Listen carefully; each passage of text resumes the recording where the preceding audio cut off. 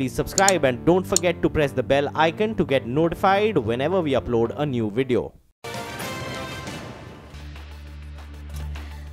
Very good afternoon. You're watching Halftime Report on CNBC TV18. I'm Ekta Batra. With me is Nigel D'Souza, and it's 12 noon. We're halfway through the trading session and we have a lot to reckon with. For example, the Nifty, which is at 10,600. We have the Bank Nifty, which is up around 1.3%. And look at the outperformance for the mid-cap index. We saw it yesterday. Despite the markets being down, the mid-cap index was up 0.4%. And today, we're seeing that outperformance come through with the mid-cap index up 1.8%. and a steady, firm advanced decline ratio on our hands. Hi, Nigel. That's right, Ekta. You know, the numbers look quite good. By the way, there's the CNBC TV18 is #1 this budget. In fact, India has chosen CNBC TV18 once again on budget day. I've seen it for the last so many years, and yet again, all the viewers out there, a big thank you to all of you all for keeping the faith with the best in the business. Ekta, yet another year. Yes, absolutely. And we've had the best anchor editors on our channel. We've had the best kind of voices which have come and given you that 360-degree coverage in terms of what exactly you needed to look at pre and post budget. So there is no real surprise which is coming in here. Absolutely. So that's good news coming in from here. We genuinely, the CNBC TV18 team, would like to thank all our viewers, all of you all, for showing faith in us time and again over the past few years. Thank you so much, and we keep putting in a good, truthful, faithful effort, and we try to bring you the best on budget day, prior to the budget speech, even post that. And if you recall, in fact, we definitely got it right this time around. Yes, absolutely. And we have those mind-boggling statistics that we have with you every year in terms of the kind of market share we had against all English news channels as well during the budget speech. So that should come up for you, where CNBC TV18 was 15.8 times now, as well as 10x Republic TV, just to give you a sense in terms of how exactly we surged past and left competition way, way behind. Absolutely. You know, pump up, fantastic. I'm very, very excited, very happy as well. Yet again, the best channel. But we'll get you more details on that. The ticker team is keeping it alive. Just take a look at that. Dominated and demolished any kind of competition if we were talking about any kind of competition. So fantastic. Good going. Thank you so much, all our viewers. But we've got the markets at the high point of the day. We've got quite a few stocks that are moving around actually from the mid-cap space. I think I would just like to pull up TD Power. Now that stock in fact has been a big underperformer. It was more or less flattish till around 11:30 a.m. today. There's a con call that's in the works currently, and that's been a big underperformer, mind you. From 2011 onwards, the stock had listed at around 250, 260 odd. But I think the commentary on that call needs to be tracked very, very closely. And in fact, finally, are they sounding confident going ahead? That explains why in fact the stock is up 15.5%. Let's see whether or not this time around FY19, whether they can deliver. A rank underperformer popping up in trade from around 11:30 a.m. Today out. But let's get chatting with another management. Dixon Technologies, well, they posted a good quarter in the third quarter. We did see that in fact they delivered a more or less stable set of numbers. To understand what's going on, what's the outlook going ahead, we have Mr. Atul Lal, the MD of the company, who joins in. Hi sir, thanks so much for joining in. Well, despite the strong PAT growth, the revenue dipped this quarter, given the slowdown in the mobile segment. Can you break down the performance for us and the outlook for the fourth quarter as well as for FY19? One, there has been a degrowth in the mobile segment, which has kept the revenues flat for this quarter as compared to the last fiscal. Also, it is not an apple-to-apple comparison because these numbers are net of GST. Whereas the last year numbers, a large portion of our revenues came from the excise free zone, in which the excise component element was built into the revenues. So that has been the reason, the revenue side. On the margin side, there has been an expansion of 40 bips. On the EBITDA side, there has been a growth of 11%. On the PAT side, there has been a decent growth of around 19%. Q4 is definitely looking significantly better. And we expect a robust growth of around 30% next fiscal. So we are on the path that we've been sharing all through. Well, sir, we saw major dips in EBIT margins of the consumer electronics, the home appliances segment this quarter. Why is that? If you could tell us, what's the outlook going ahead?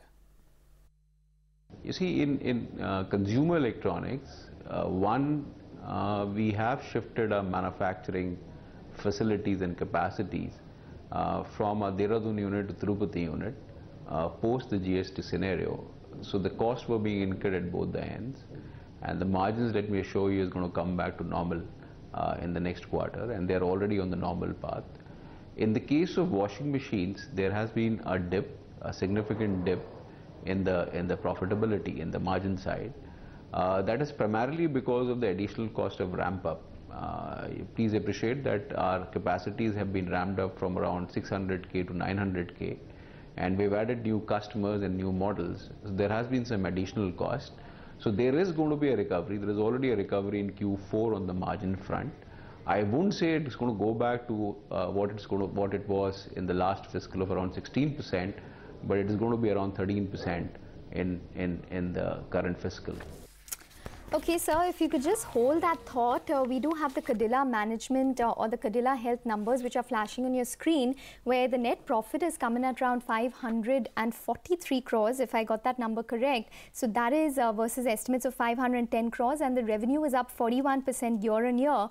And that was largely in line with expectations, simply because it was expected to be quite a blockbuster quarter for Kadena, but it has surpassed expectations in terms of at least the revenue growth. The range was anywhere between 25 to 37% in terms of revenue growth, and they've come in at 41%. So it's a good performance which has come in terms of the top line, and the EBITDA at around 841 odd crores versus an estimate of around 809 odd crores. So that too will turn out to be a good set of numbers in terms of the margins, 25.8%.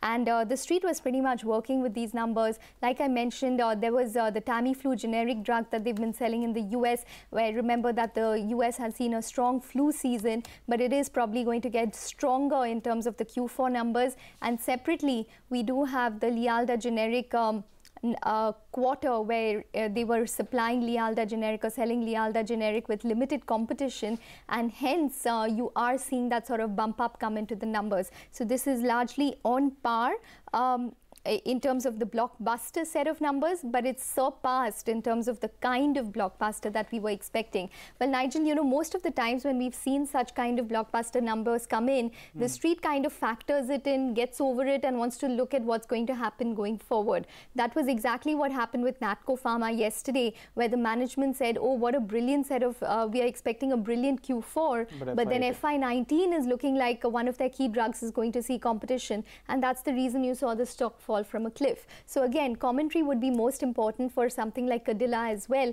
where this quarter the numbers have been excellent, but what the breakup is, what US is, what India is, all that will be something that we need to watch out for closely.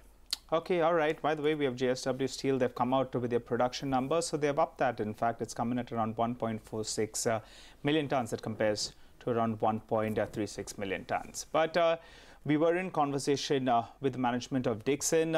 Sorry, sir, we had a few numbers that were coming in there. So we'll get back to that discussion that we were having in terms of the overall margins. Can you go to that 5 to around 6% level soon?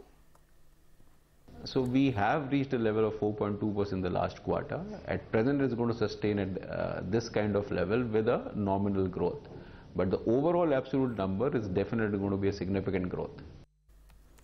Okay. Can you tell us about some of the new clients you have added recently? How is Lloyd, Micromax doing? So as in the field of consumer electronics, we have added the Skyworth as a new customer, which is one of the topmost brands globally, with the top 10 brands. In lighting, we have added new customers. So we have now with us Wipro, Panasonic, Anchor, Bajaj, Crompton, and a couple of new customers are already being added, and the executions are going to start from next quarter. In washing machines as a segment, we have added Micromax as a customer and Lloyd as a customer. In mobiles, I had shared last time also that we are in the process of acquiring new customers. I'm not in a position to share the client's name, but they'll come on board in the next quarter. Okay. We've seen a recent listing from your sector, for example, Amber, and there is heightened curiosity about the market share and competitive intensity in the sector as well. Can you throw some light on the dynamics? So undoubtedly, we are in a lead position. We are the largest in consumer electronics and television in the sector. I wouldn't know the exact numbers. Those numbers of the market share still have to come. Same is the case in washing machine. We are miles ahead of our competition.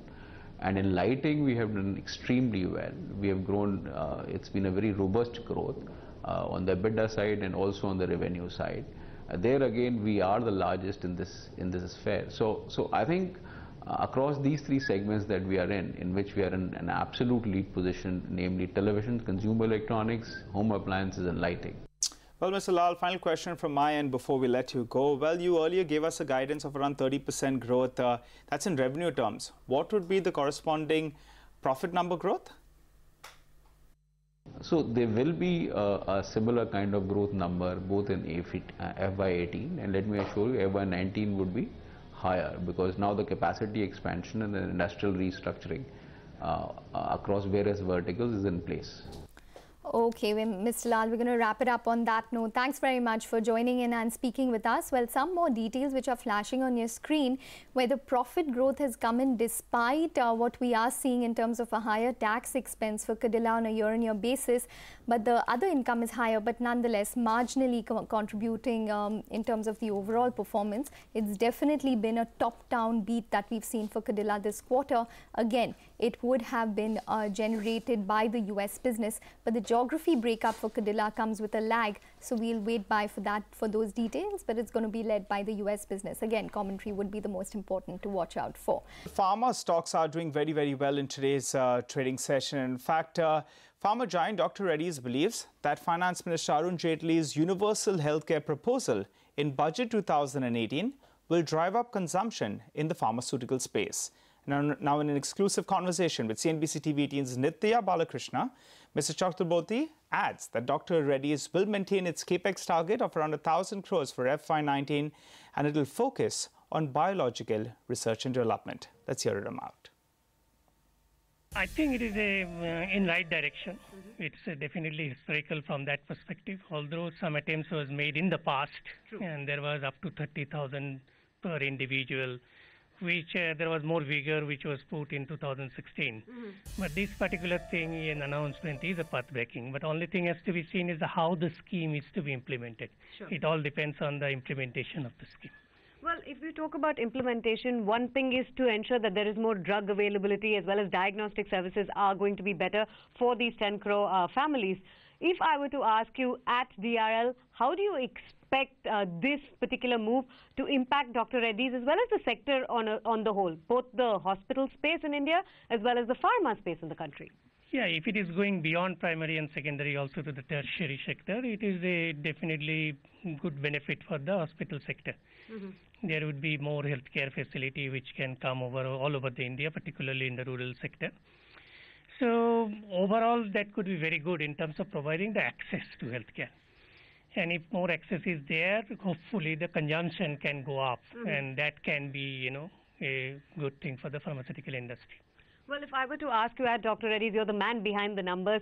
So if we were looking at FY19 capex and expansion plans, given that the universal healthcare scheme has been announced, how exactly are you looking at, working your targets for FY19? Okay, the budget does not impact our FY19 plan. As alluded earlier, we are going to spend up to 1,000 crore in capex for FY19. And that stands. As far as expansion plans are concerned for Dr. Reddy's, any spotlight that you can throw on for FY19? Any plans on the annual that you can share with us at the moment? Yeah, we have been spending money wherever there are new kind of a formulation or new kind of technology is concerned, including even some of the investment which has to happen in the biological area.